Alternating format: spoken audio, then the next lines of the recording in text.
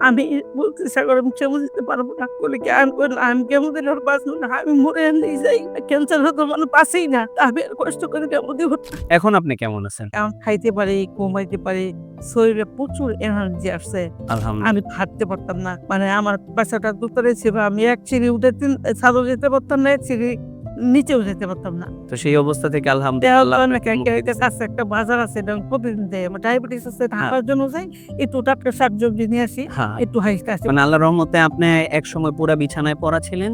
এখন বর্তমানে আল্লাহর রহমতে আপনি নিজে হেঁটে ক্যান্সার তো একদম নাই। শারীরিকভাবে অনেক যেটা দুর্বল ছিলেন, এখন শক্তি আছে আলহামদুলিল্লাহ। এখন নিজের যে হেঁটে পাশের বাজার থেকে গিয়ে বাজার করতে পারেন। আসসালামু আলাইকুম ওয়া রাহমাতুল্লাহি ওয়া বারাকাতুহু। আমি ডক্টর মোহাম্মদ আসলাম। বর্তমানে বিশ্বনন্দিত ক্যান্সার চিকিৎসা কেন্দ্র গণস্বাস্থ্য হোমিওতে এজ এ ক্যান্সার চিকিৎসক হিসেবে নিয়োজিত আছি। আল্লাহর রহমতে আমরা আজকে সরাসরি একটা রোগীর কাছে চলে যাব যিনি কিনা ব্রেস্ট ক্যান্সারে আক্রান্ত হয়ে আমাদের এখানে চিকিৎসা আসছিলেন এবং আল্লাহর রহমতে আমাদের এখান থেকে চিকিৎসা করে বর্তমানে উনি সম্পূর্ণরূপে সুস্থ আছেন। চলুন আমরা শুনে আসি ওনার মুখ থেকে কিভাবে উনি আক্রান্ত হয়, কিভাবে চিকিৎসা করেন এবং বর্তমান কি অবস্থাতে আছেন। আসসালামু আলাইকুম। ওয়ালাইকুম আসসালাম আন্টি কেমন আছেন আপনি? আলহামদুলিল্লাহ আল্লাহ ভালো রাখছে। আল্লাহ ভালো রাখছে। আপনার নাম জানি কি? আমার নাম মুসাম্মদ শিরিন আক্তার মুসাম্মদ শিরিন আক্তার। আপনার বাবার নাম কি? আব্দুর রশিদ মন্ডল আপনার মায়ের নাম? জয়গুন বেগম জয়গুন বেগম। আপনি বর্তমানে থাকেন কোথায়? গাজীপুর গাজীপুর। গাজীপুর কোথায় এটা? এটা ডুয়েট গাজীপুর ডুয়েট ইউনিভার্সিটির সাথে মানে ডুয়েট গাজীপুর। হ্যাঁ। কি নামে আপনাকে খোঁজ করলে পাওয়া যাবে? তো আমার ছেলে লিখে হ্যাঁ যে সাগর সাগর ইস্তিয়াক সাগর ইস্তিয়াক সাগর মানে ডুয়েট গাজীপুরে গিয়ে যদি আমরা ইস্তিয়াক সাগর ভাইয়ের নাম ধরে বলি তাহলে আমরা সরাসরি আপনাকে পাবো। পাবো তো আপনি সর্বপ্রথম আমাদের এখানে মানে আপনি এই যে একটা সমস্যা ছিল, কি জানি সমস্যা ছিল আপনার?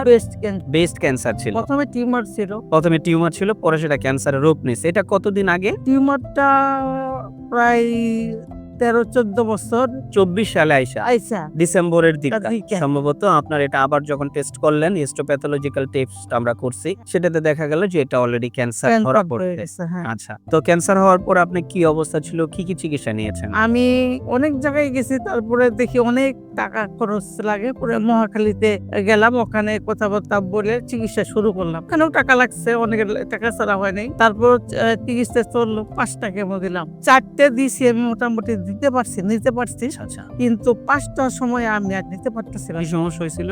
মাথাটা আগুনের মতো গরম হয়ে গেছে ঘাইমে মাথা শরীর সহ প্রচন্ড বমি আর মাথা শরীর ঘাইমে এমন ভাবে পানি পড়তেছে তখন শীত ছিল আরো আচ্ছা, মানে আমি আর কোনো ভাবেই মানে কেমোটা শেষ করতে পারে না অল্প একটু থাকতে বন্ধ করে দিয়েছে বন্ধ করার পরে ওখানে সরকারি হসপিটাল রেস্ট নিতেও দেয় না বেডে থেকে উঠাই দিচ্ছে আরেকজনকে দিবে পরে আমার ছেলে একটা হুইল চেয়ার ভাড়া করে না আমাকে ওটার মতো বসে বাঁধন দিয়েছে কিন্তু আমি হুইল চেয়ার থাকতে পারছি না আচ্ছা, আচ্ছা, পরে থাকছি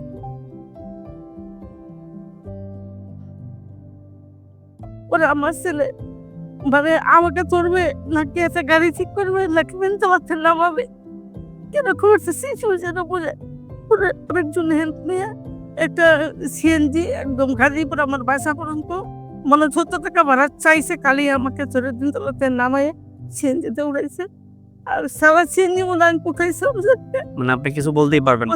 আচ্ছা, আচ্ছা, পরে বাসায় এলার পরে অনেকক্ষণ পরে আস্তে আস্তে আস্তে আস্তে একটু হয়েছে কিন্তু আমি কিছুই খাইতে পারতাম না আচ্ছা, মুখে ঘা মারিয়ে দিয়ে জিব্বা এত পরিমাণে ঘা আপনি এমনি পানি খেলেও খাইতে পারবেন না আচ্ছা, আচ্ছা, এমন অবস্থা হয়ে গেছিল। তারপর বমি হুম। মানে আপনি যাও শুধু ভাত খাবেন তাও বমি হলে কি পাবো খাওয়া যাবে না। হ্যাঁ, বমি প্রচন্ড বমি আমি শুধু সারাদিন দিন শুয়ে থাকি কিছুই খাইতে পারি না আস্তে আস্তে শুকাইয়া মানে এমন হয়েছে আমি বাথরুমে যেতে পারি না। আচ্ছা, আচ্ছা,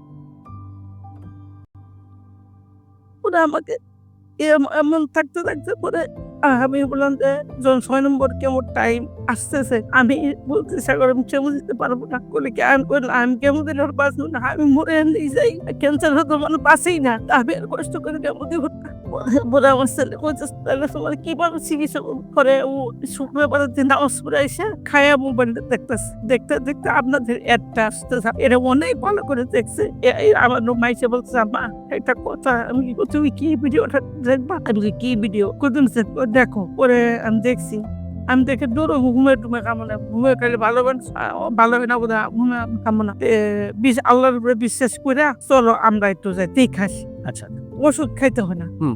আগে আমরা দেখে আসি। এটা কত মাস আগে? আজ থেকে 7 মাস। আজ থেকে 7 মাস আগে হবে। আপনার লাইন চলতেছে। জি, জি। পরে আমার আম্মা, আমার ছেলের বউ, আমি, আমার ছেলে একটা প্রাইভেট কার নিয়ে আপনাদের এখানে আসছি। আচ্ছা। আইসা পরে সবকিছু জানছি, আপনার সাথে কথা বলছি, আরো সবাইকে জিজ্ঞেস করছি, মানে অনেকক্ষণ জানছি, দেখছি, পরে দেখা পরে চলে গেছি। ওষুধ সেদিন নেই।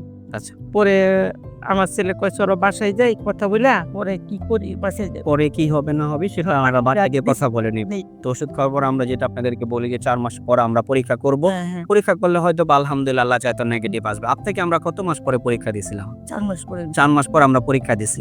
তো আল্লাহর রহমতে আপনি 4 মাস পরে আল্লাহর রহমতে আপনি ক্যান্সার থেকে সম্পূর্ণ মুক্ত আছেন। এখন কি আপনি আল্লাহর রহমতে সম্পূর্ণরূপে ভালো আছেন? হ্যাঁ, এমনিও তেমন কোনো সমস্যা নেই। ক্যান্সার তো নাই। আর এমনি খাইতে পারি, ঘুমাইতে পারি। শরীরে প্রচুর এনার্জি আসছে। আলহামদুলিল্লাহ। আমি হাঁটতে পারতাম না। মানে আমার বাসাটা দোতলায় ছিল। আমি এক সিঁড়ি উঠে ছাদেও যেতে পারতাম না, এক সিঁড়ি নিচেও যেতে পারতাম না। তো সেই অবস্থা থেকে দেওয়া আলহামদুলিল্লাহ তো আপনাকে মুক্তি দিছে। কাছে একটা বাজার আছে, এটা আমি প্রতিদিন যাই। আমার ডায়াবেটিস আছে, ঢাকার জন্য যাই। একটু টাটকা শাকসবজি নিয়ে আসি, হ্যাঁ। একটু হাইস্টা আসি। মানে আল্লাহর রহমতে আপনি একসময় পুরা বিছানায় পড়া ছিলেন। এখন বর্তমানে আল্লাহর রহমতে আপনি নিজে হেঁটে ক্যান্সার তো একদম নাই। শারীরিকভাবে অনেক যেটা তো বলছিলেন শক্তি আছে আলহামদুলিল্লাহ। এখন নিজের যে হেঁটে পাশের বাজার থেকে গিয়ে বাজার করতে